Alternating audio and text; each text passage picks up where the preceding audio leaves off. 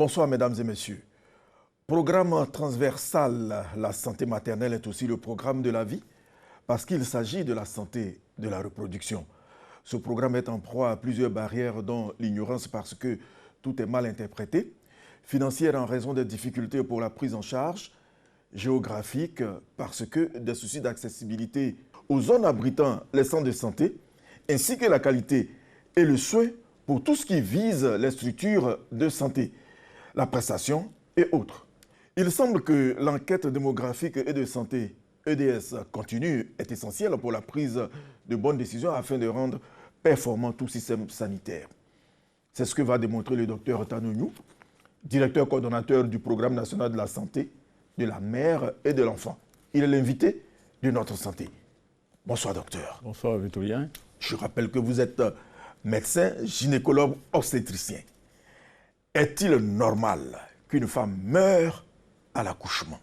Non, monsieur Victorien, aucune femme ne doit mourir en donnant la vie. Car une grossesse, c'est un événement heureux et sa finalité, c'est l'accouchement. Et l'accouchement doit demeurer un événement heureux qui rassemble tout le monde. Et tout est mis en œuvre en Côte d'Ivoire avec le ministère de la Santé et de l'Hygiène publique à travers le programme national de santé mère-enfant pour qu'aucune femme ne meure en donnant la vie. Quels sont les problèmes auxquels est confrontée la santé maternelle ici en Côte d'Ivoire? Le problème de la santé maternelle se résume en trois éléments essentiels. D'abord, au niveau de ces indicateurs, la fiabilité et la périodicité des indicateurs. Au niveau des ressources humaines, malgré les compétences, nous avons encore des difficultés avec nos ressources humaines et parfois qui ont des problèmes. Et là, il s'agit d'un problème de gouvernance locale, un problème qui fait de telle sorte que les ressources humaines baignent dans l'impunité, mais cette impunité est en train d'être corrigée. Et la deuxième problématique, c'est le plateau technique. Il s'agit de faire de telle sorte qu'on n'ait plus à parler de distance entre deux structures de santé, mais aujourd'hui, c'est le délai de prise en charge entre l'hôpital de référence et la structure qui réfère. À savoir, faire de telle sorte que aucune femme ne doit excéder 2 heures pendant les saignements pour la prise en charge. Il faut réduire ce délai. Donc, nous faisons ce que nous appelons aujourd'hui notre projet de bloc opératoire de proximité, amener toutes les maternités de Côte d'Ivoire, les maternités sur tous les hôpitaux généraux, à disposer d'un service, d'une salle d'opération toujours prête à prendre en compte les complications. Quelques problèmes que vous avez cités ça et là. La Côte d'Ivoire compte quand même un peu plus de 2000 structures de santé. Ne sont-elles pas de qualité? Les structures de santé sont de qualité, mais nous sommes en santé maternelle. En santé maternelle, les complications sont imprévisibles. Et la plupart des complications en santé maternelle, surtout liées à l'accouchement, la plus grosse complication, ce sont représentées par les hémorragies. Et les hémorragies, il faut les prendre en charge. En général, la plupart de ces hémorragies nécessitent une prise en charge au bloc opératoire. Et c'est pour cela que pour qu'il y ait une complétude, pour que la prise en charge en santé maternelle soit complète, nous nous orientons vers ce que nous appelons les soins obstétrico-néonataux d'urgence complets. C'est-à-dire chaque maternité doit être capable de prendre en charge les complications générées par l'accouchement. Donc, c'est dans ce cadre que nous aurons des maternités de qualité. Parce que la qualité viendra du fait qu'aucune complication ne doit être à la base d'un décès évitable. Alors, toujours dans le cadre général, pour finir avec ce chapitre, tout ce qui est gratuit est malheureusement payant. Bonne formation des ressources humaines, mais mauvaise répartition du personnel dans les centres de santé. Vous avez cité d'autres problèmes comme ça. Et vous avez conclu qu'il y avait un problème de leadership ou de gouvernance. Comment cela se présente? Aujourd'hui, nous avons des problèmes au niveau de l'accueil. L'accueil qui est parfois doublé par des surcoûts, car la santé maternelle, le gouvernement ivoirien aujourd'hui fait de telle sorte qu'il y a une facilité dans l'accessibilité des structures de santé. C'est-à-dire, il y a la gratuité. Les actes sont gratuits. Le carnet de santé mère-enfant est gratuit. L'accouchement est gratuit. La césarienne même est gratuite. Mais malheureusement, nous constatons de temps en temps que cette gratuité ciblée n'est pas respectée. On leur demande d'avoir plus de conscience, une conscience professionnelle, plus d'humanisme, de délivrer des soins humanisés, car en face d'eux ou en face d'elles, ce sont les mêmes êtres humains qui sont là et qui doivent être sauvés. Donc nous revenons sur cette affaire de surcoût. Il faut que cela cesse. Et je pense que cela va cesser, car M. le ministre de la Santé et les jeunes publics, Dr. Eugène Akaoulé, a pris toutes ces dispositions pour que plus jamais il n'y ait cette difficulté dans nos structures de santé.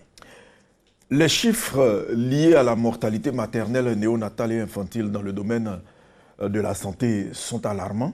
62% des décès maternels, néonatales et infantiles surviennent en Afrique, au sud du Sahara, selon le rapport de l'Organisation mondiale de la santé OMS de l'année 2015, une réalité à laquelle la Côte d'Ivoire n'échappe pas.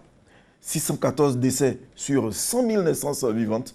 Pour améliorer les indicateurs en Côte d'Ivoire, plusieurs actions sont mises en œuvre, entre autres la sensibilisation à l'utilisation des méthodes contraceptives modernes, la construction et l'équipement de blocs opératoires, nous dit Astou Touré.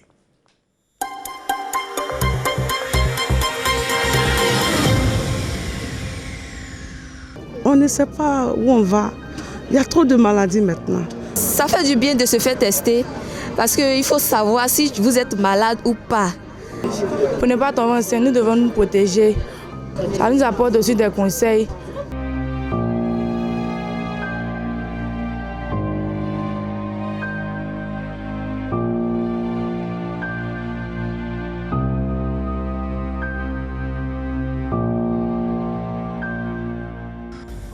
La mortalité maternelle, néonatale et infantile, un problème de santé publique. Selon l'OMS en 2015, le nombre de décès maternels était de 303 000 dans le monde, dont la moitié en Afrique.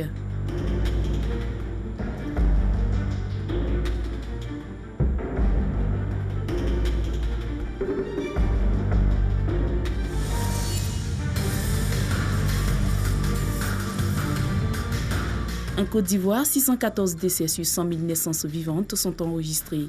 Pour réduire le taux de décès maternels, néonatales et infantiles, le gouvernement multiplie les actions avec toutes les parties prenantes, d'où l'organisation des journées promotionnelles sur la santé de la mère et de l'enfant.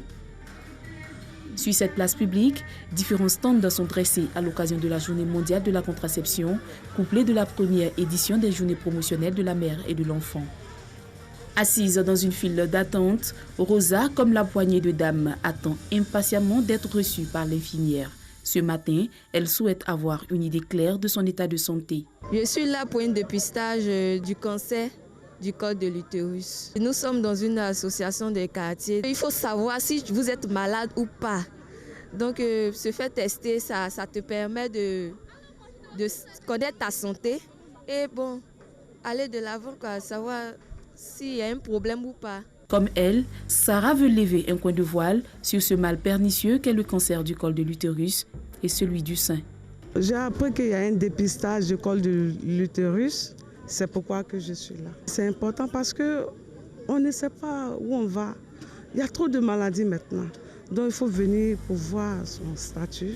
À quelques 10 mètres de là, un groupe d'adolescents venus s'informer sur les méthodes contraceptives. Nous devons utiliser les méthodes contraceptives comme préservatif, pilule, piqûre, pour ne pas qu'une grossesse vienne avant l'âge de 18 ans. Une rencontre qui vise à faire le point des actions menées dans le cadre de la promotion de la santé de la mère et de l'enfant.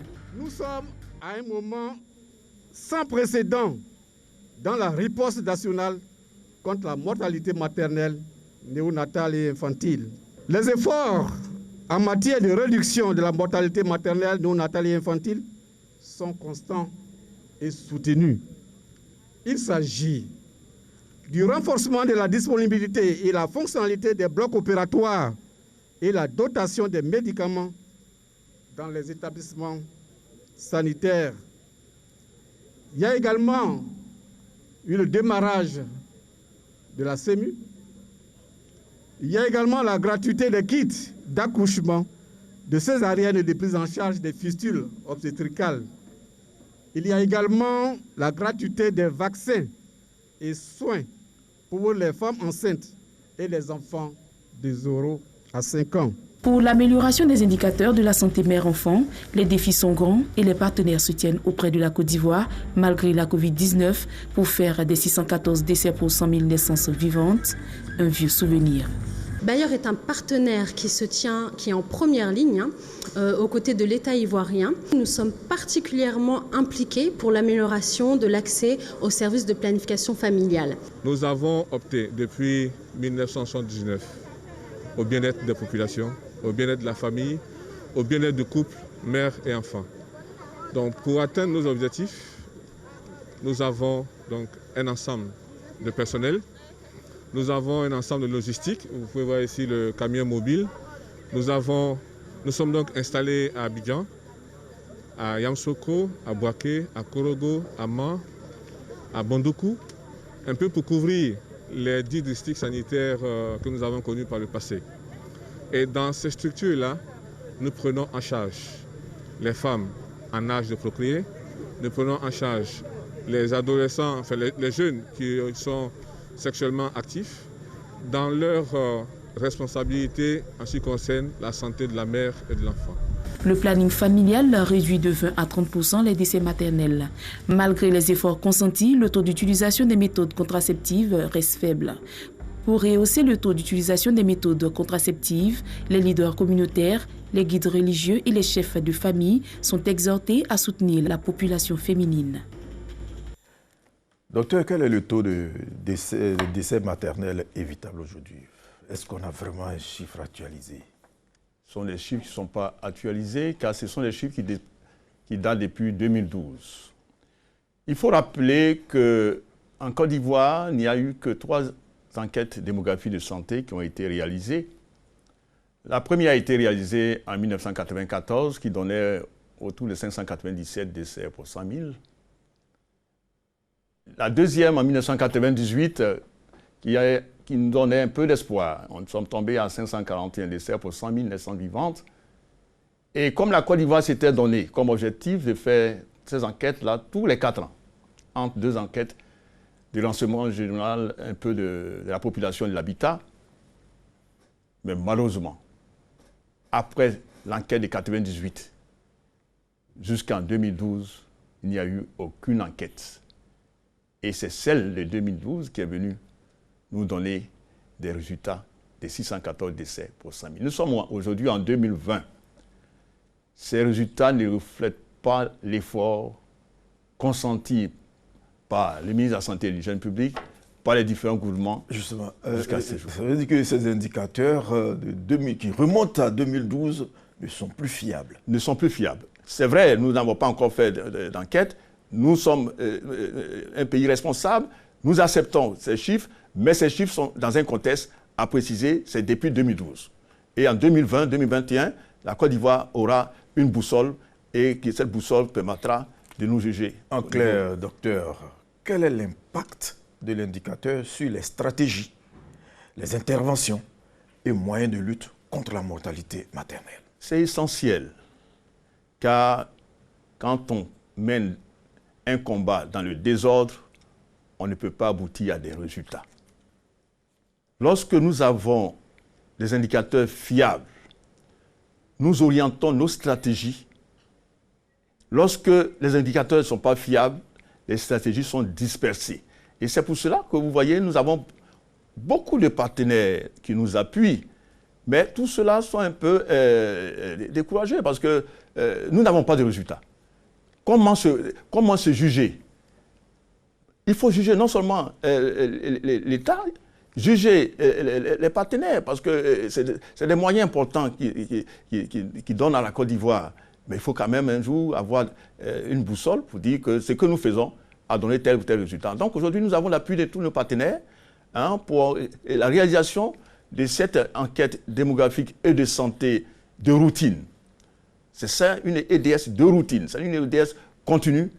Et avec des données permanentes, des données qui vont vous permettre de faire une analyse permanente et de faire une action orientée, dirigée avec des résultats. Ne serait-il pas indiqué de coupler à la production du ratio de la mortalité maternelle les indicateurs des autres programmes de santé, paludisme, nutrition, VIH, programme élargi de vaccination, parce que tout ça, ça touche les mères et les enfants? Non, mais l'enquête démographique et de santé continue intéresse tous les programmes de santé. Tous les programmes. D'abord, même intéresse les ménages. Les indicateurs, les données des ménages seront concernés. Les données de toutes les prestations sanitaires au niveau des structures de santé seront connues. Cette enquête démographique et de santé continue va permettre à la Côte d'Ivoire de réunir toutes ces données dans tous les programmes de santé et de population. Tous les partenaires, ONG nationales, ONG internationales, sont là pour appuyer la Côte d'Ivoire, à la réalisation de l'EDS des routines, appuyer la Côte d'Ivoire à avoir des stratégies orientées, appuyer la Côte d'Ivoire à non seulement analyser les données, utiliser les données et pour des actions concrètes, des actions qui donnent des résultats. Et c'est ce que nous voulons maintenant dans ce pays. Une petite pause, docteur. Consommez-vous la tomate? Ah oui, la tomate est un bon légume qui est essentiel. Surtout, nous savons qu'avec la tomate, c'est un légume qui combat la vieillesse. Ah bon. Justement, la tomate est une plante annuelle herbacée venue de l'Amérique du Sud, autrefois appelée pomme du Pérou. Elle est charnue et demeure l'un des légumes les plus importants dans l'alimentation humaine. Astou Touré.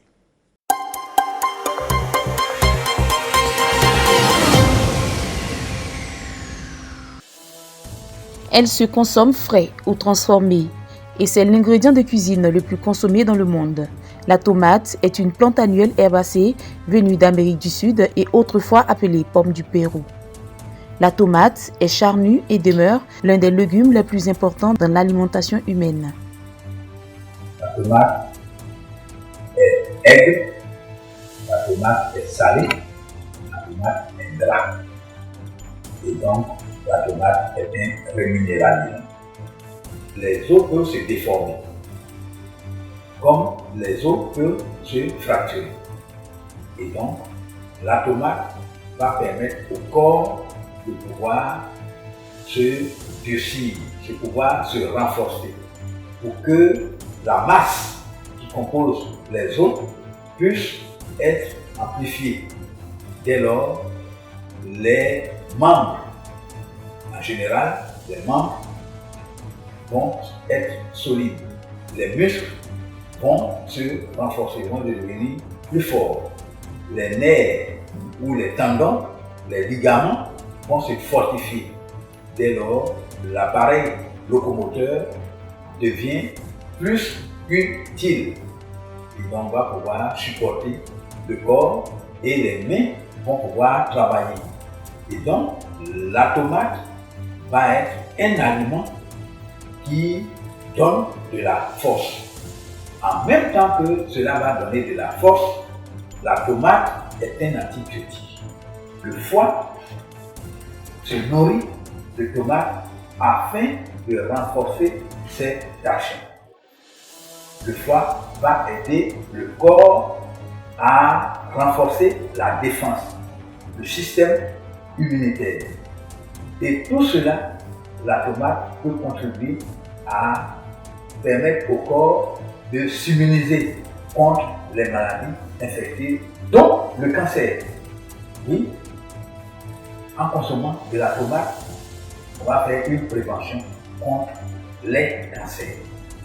Si aujourd'hui quelqu'un veut manger, comme on le dit, de la salade, de tout ce que vous avez comme légumes, vous pouvez assaisonner votre salade avec du jus de tomate.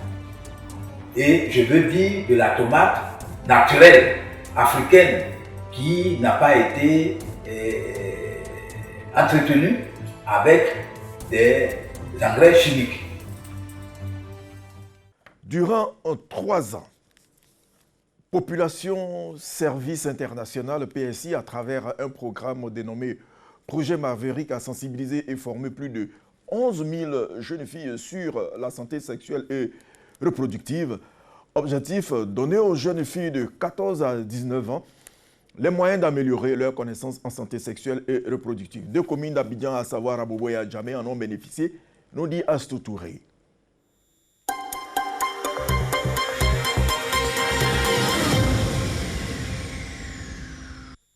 Sexualité précoce, méconnaissance des méthodes contraceptives, grossesse prématurée, voilà autant de sujets dont il a été question au cours des rencontres de sensibilisation pilotées par Population Service International, PSI. Un projet qui a vraiment l'objectif de créer un espace sûr pour les jeunes de 15 à 19 ans, de pouvoir discuter librement de leur sexualité, poser des questions et avoir accès aux services de santé sexuelle et reproductive si besoin. Selon le ministère de l'Éducation nationale, en 2016, 4 471 cas de grossesse avaient été enregistrés en milieu scolaire.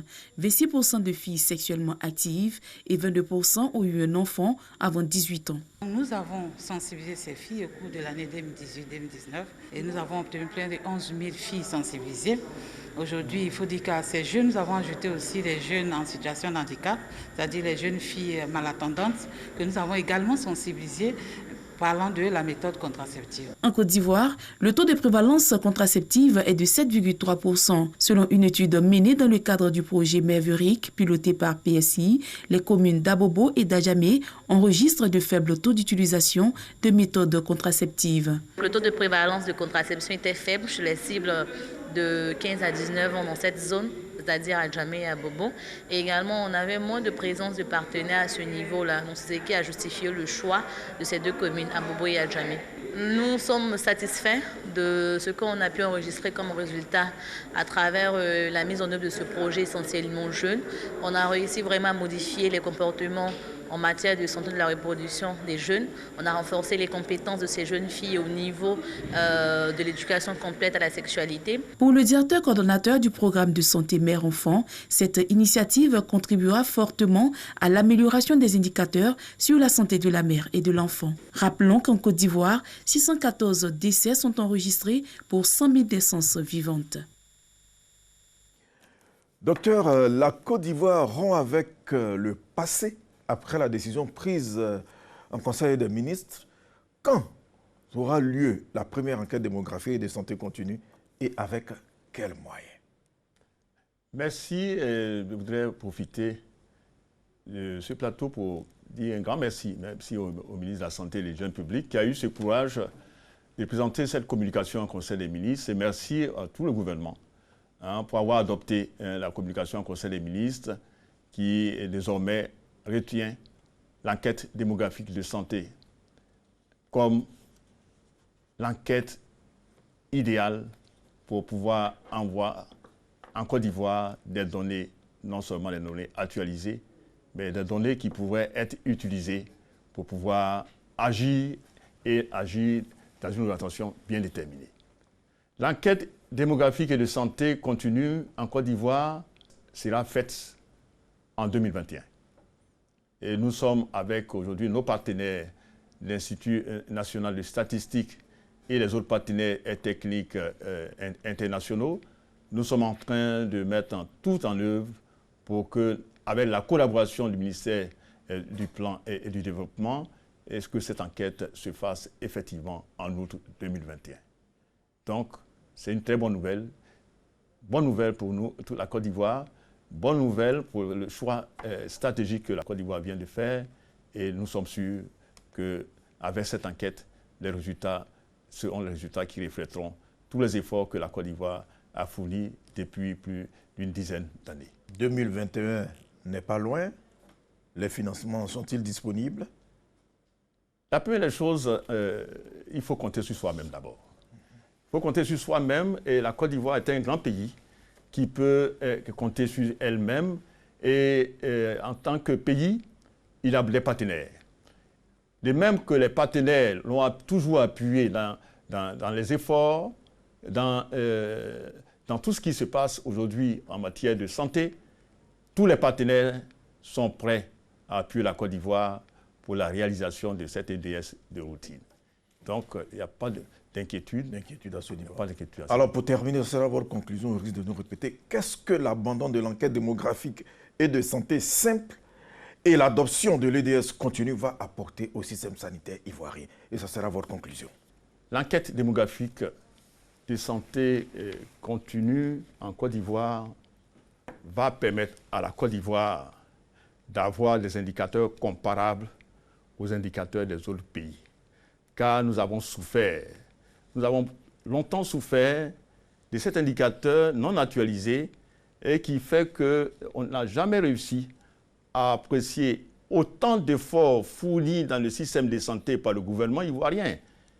Il y a eu beaucoup d'investissements, pour ne pas parler d'investissements massifs, avec la construction des centres hospitaliers régionaux, avec l'aménagement des structures de santé, avec la mise en place des projets de blocs opératoires de proximité, avec le déploiement du personnel de santé qualifié. Alors, pourquoi nous donner des chiffres qui ne ressemblent pas aux efforts que nous fournissons dans notre pays? Et grâce à ces choix stratégiques que vient de faire la Côte d'Ivoire, nous allons avoir des indicateurs qui vont ressembler réellement à la Côte d'Ivoire. Refléter la réalité. Refléter non seulement la réalité, mais c'est la réalité d'une Côte d'Ivoire meilleure, d'une Côte d'Ivoire émergente. Notre santé recevait le docteur Tanognou, directeur coordonnateur du programme national de la santé de la mère et de l'enfant.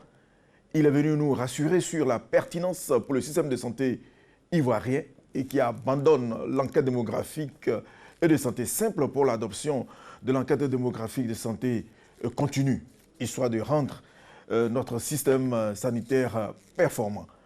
Rendez-vous lundi prochain pour un autre numéro de Notre Santé. Merci docteur. Merci. Bonne suite de programme sur RTI 1.